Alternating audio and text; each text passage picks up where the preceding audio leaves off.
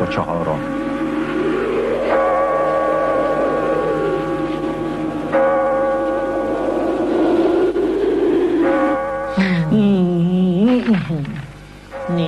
من سفر 80 روزه ویلی فاگ به دور دنیا فقط 10 روز دیگه باقی مونده که برگرده بیاد به لندن. نمیفهمم اون کجا میتونه باشه.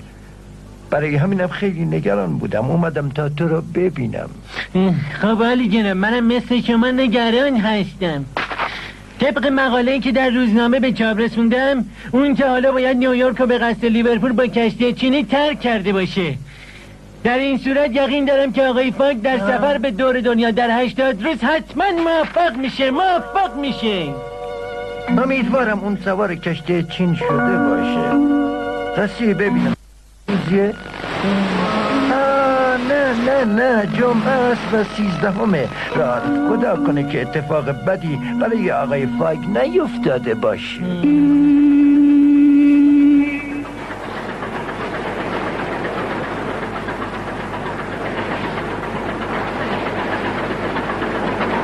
From the city of New York precisely on schedule.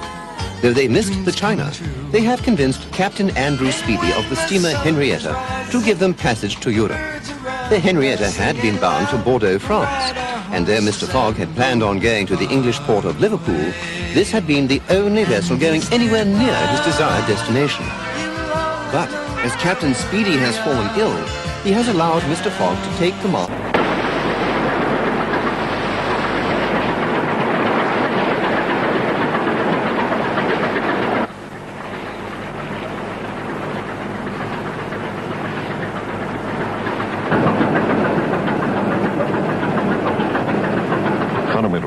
به زودی از سرزمین تازه کشف شده دور میشیم.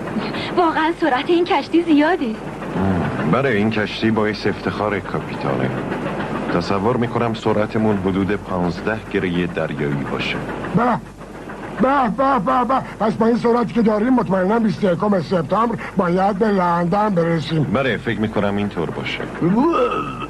عالیه، خوبه برادر. اینطور که به نظر میرسه تو هم باید برای زود رسیدن به لندن دلیل خوبی داشته باشی آقای دی.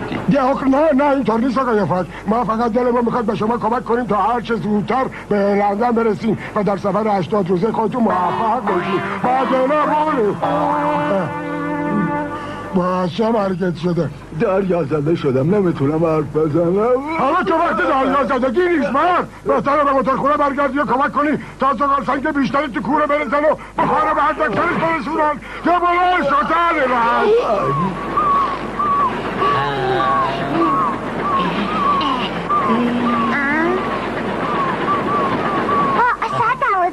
12 دیگه وقتشه که خانم رومی غذاشینو بخورم. به جمریگو.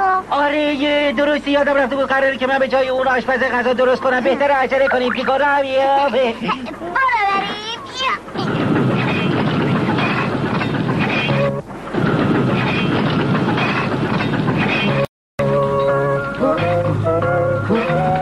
من دریا زده شدم و اینا بگن کار کنم. آی آتیش گرفته. گوش کن، تو دیگه حق آشپزی نداری. پس بهتره کارهای شستشو رو انجام بدی. نفهمیدم مگه تو نشنیدی من چی گفتم؟ انگار گوشاش نمیشنوه. دیگه غذا حاضره. بذار من به جای تو بچشم. نه خیلی تو میخوای بلام بونی. به هر حال من این کارو به خاطر تو میکنم. دمه چطوره ببینی چه آشپز خوابی آخه. آره خوشمزه است اما انگار باید یک کم دیگه. آره یک کم دیگه باید بچشم. نگفتم میخوای بلام بونی. این کجاش راه بودنی؟ من فقط میخوام بچشم تو توی زحمت میزنیم.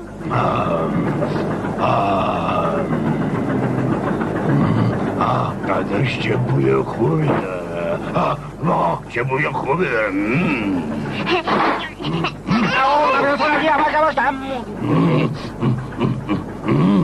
موش عالیه. متشکرم که این غذا رو برام آوردید.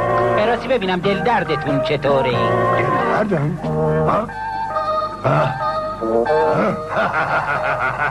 جون عزیزت رو کلی آدم نه دیگه دلم درد نمی کنه، هیچ دلم درد نمی کنه. آقا معلومه چی کار داریم میکنین ها؟ نباید بخوریم غذا مال آقای خاکه.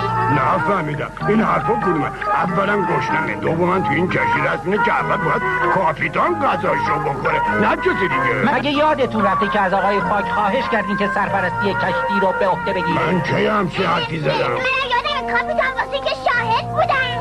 آه درسته، حالا یادم اومد، ولی الان دارم از گشنگی میمیرم. جون من حالا نکه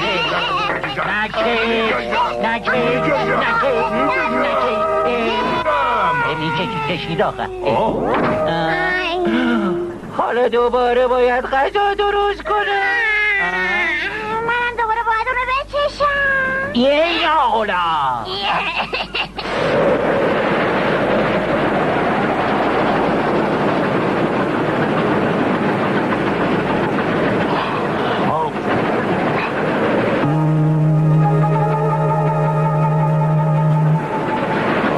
چی میبینم خدای من؟ داره گردباد میاد. بله این نوع گردباد ها مخصوص شمال اقیانوس اطلسه و گاهی تا 40 متر ارتفاع داره. گفتین 40 متر ارتفاع داره؟ بله. باید زغال سنگ بیشتری بسوزونیم و سرعتمون رو زیاد کنیم. خیلی من رفتم. خانم رومی شما هم بهتره بریم به کابین. چشم آقای فاک. آی تمتونه کوره رو داغش کنن. ببینم بولی تو حالیت شد من چی گفتم؟ آره بابا فهمیدم.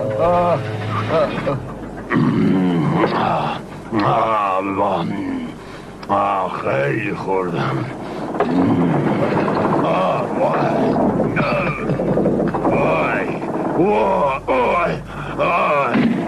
برم ببینم موضوع چطوره.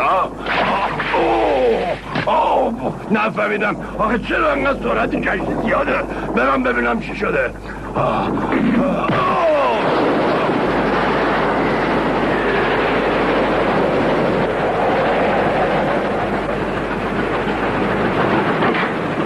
آقای فاکیش معلوم است شما دارین چیکار میکنین؟ سلام آقای کاپیتان، به نظر میاد حالتون خوب شده، درسته؟ قرار بر این بود که در زمان وزش باد مناسب زغال سنگ مصرف نکنین آقای فاک. من میدونم چیکار دارم. نه شما نمیدونین چیکار بکنین، چون در موقعی که گردباد داره میاد اگر در مرحله اول بادبانا رو پایین نیارین دکل میشکنه. من خودم رو برای این موضوع آماده کردم. ما باید هرچه زودتر به لیورپول؟ آخه کی گفته ما باید بگه همچین جایی بریم آقای فاک؟ من گفتم آقای کاپیتان. نفهمیدم یعنی چی؟ انگار یادتون رفته که مسئولیت کشتی رو به من سپردین. پس نگران نباشین. آخه چطور نگران نباشم؟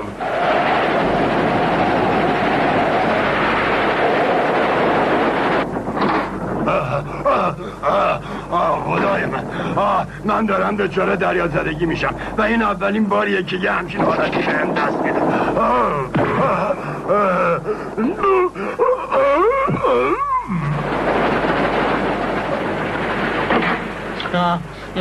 آقای فاک بذاریم به عهده من. نگران نباش ریگو، همه چی داره به خوبی پیش میره. راستی؟ باید از گردباد متشکر باشیم چون سرعتمون بیش از 20 گره دریایی در ساعته. ما یه همچین سرعتی میتونیم یک روز جلو بیفتیم. البته اگه کشتی بتونه مقاومت کنه. اوه نه.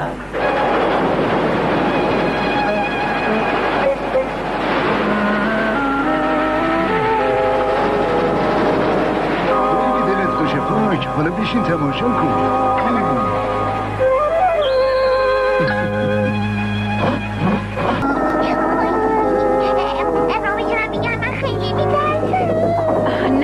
تو شجاعی، نباید بترسی.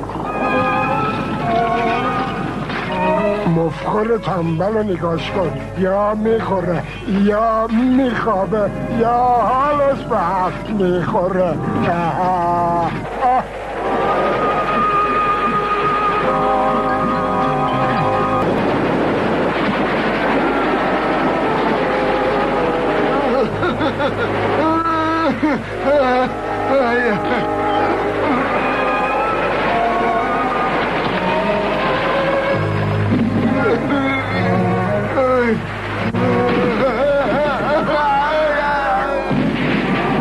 کشتی.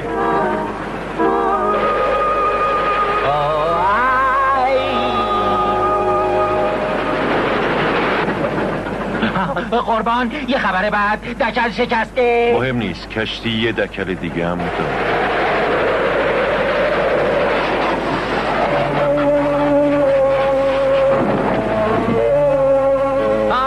آقای فاک ببینیم بادبانای قسمت جلو پاره شدن.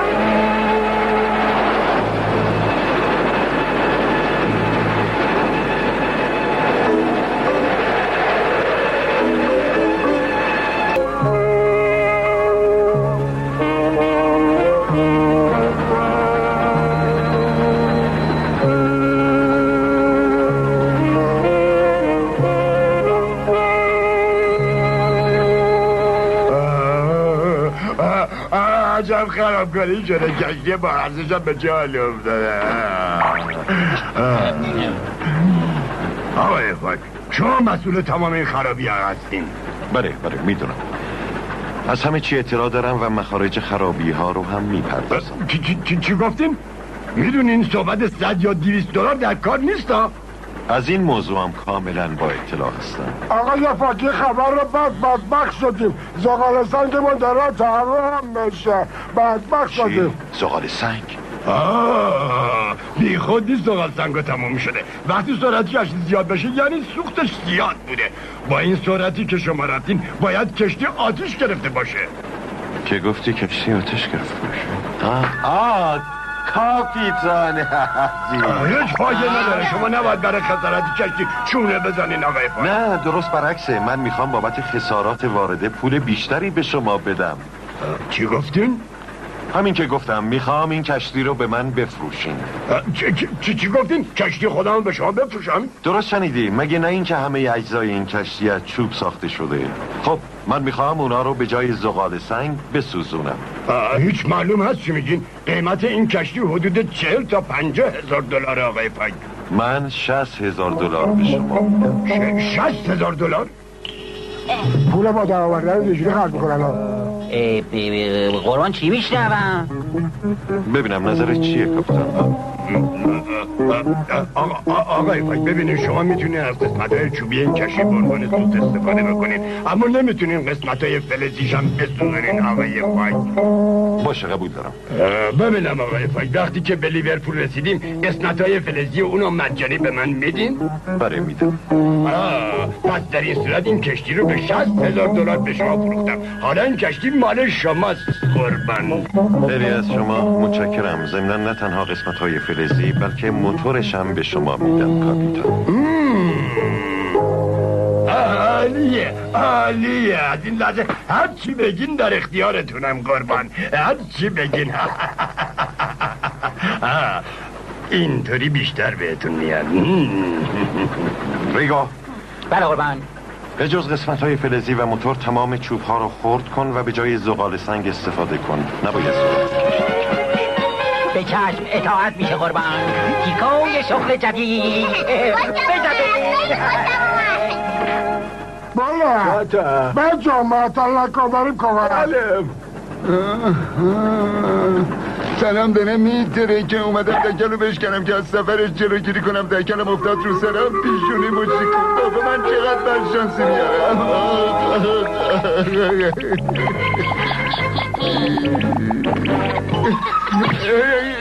این دیگه که تو این حال هوار دقیقه کم میده.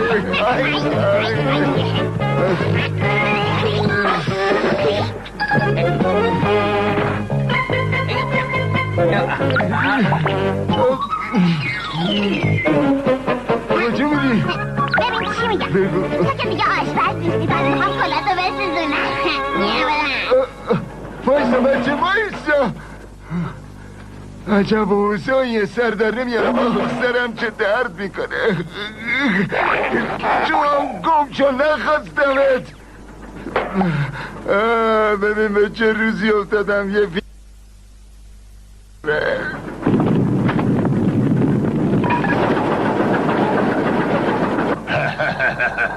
بابت این کشتی پوسیده که 20 سال ازش استفاده میکنم $60,000 گیرم اومد. خودمونیم واقعا تجارت خوبیه.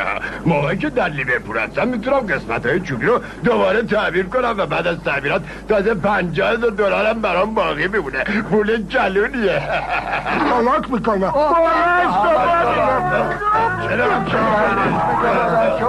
وقت ندارم باید توضیح بدم واسه چیه. باید نتلاش نکن تخت خواب شما هم بالش ندارم. اون تخت خواب منه. تخت خوابمون کجا میبرید؟ تخت خوابمون آقا من تو جیبم بابا.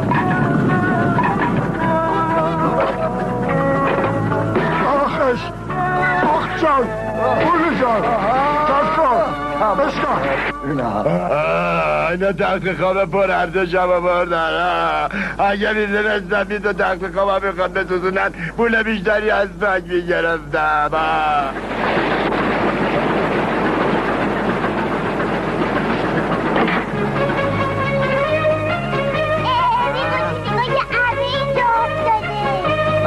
آره چه خوب. من میگم حالا که دیگه اون دکل به درد نمیخوره بهتره که بسوزی. پس عجله کن.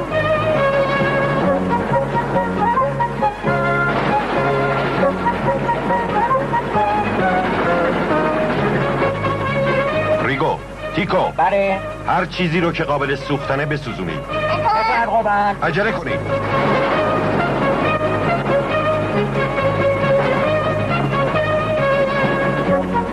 خوبه اینم باید بره تو کوره. برین کنار مواظب باشید.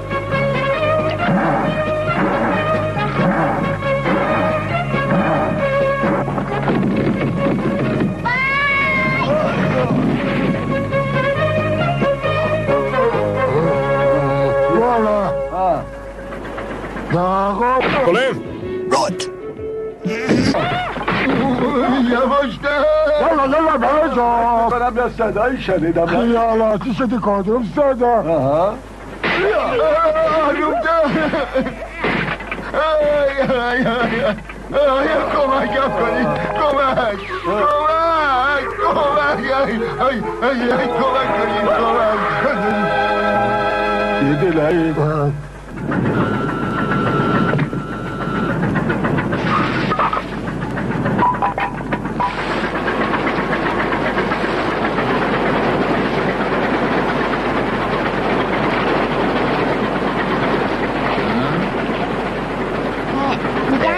ریگو جو مثل این که هرچی بود سوزوندیم. حالا چی کار کنیم؟ خیلی خوب بیا عرشه رو هم بشکنیم. راستی کشتی رو از بین ببریم. وای نه نباید این کارو بکنیم چون سقف کابین خانم رومی هم از بین میره. اونا تا کی میخوان همه چیزو خورد و خمیر بکنن؟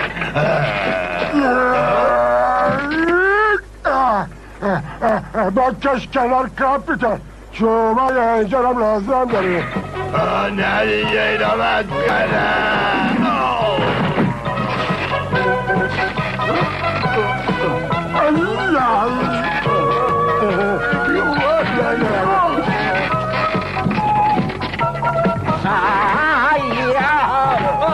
کجا رفتی؟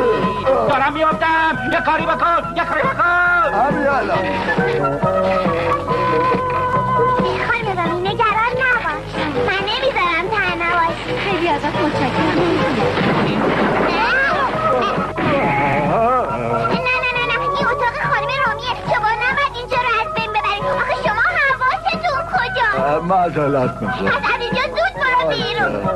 نمیفهمم دیگه خانم رامی. شما ببخشید نمیشید. یه دست به پا نمیشه جد ببخشید را میخواد باید ما را ببریم. جسارت آقای دستور آقای فاده. نه شما نباید این کارو بکنید.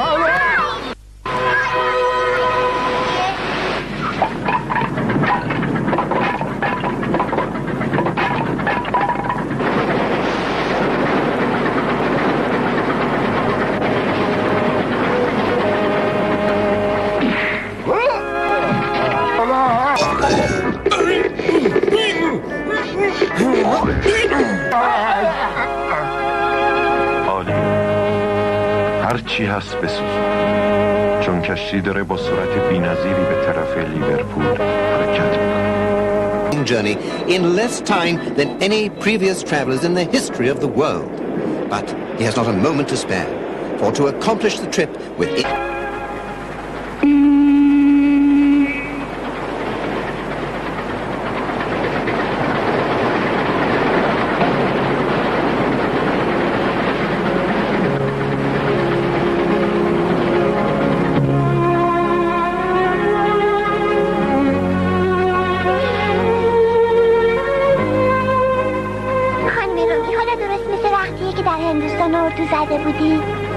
تیکو عیبی نداره عزیزم. همه این کارا به خاطر اینه که آقای فاک هرچه زودتر به انگلستان برسه. ما باید یه خورده ناراحتی رو تحمل کنیم تیکو.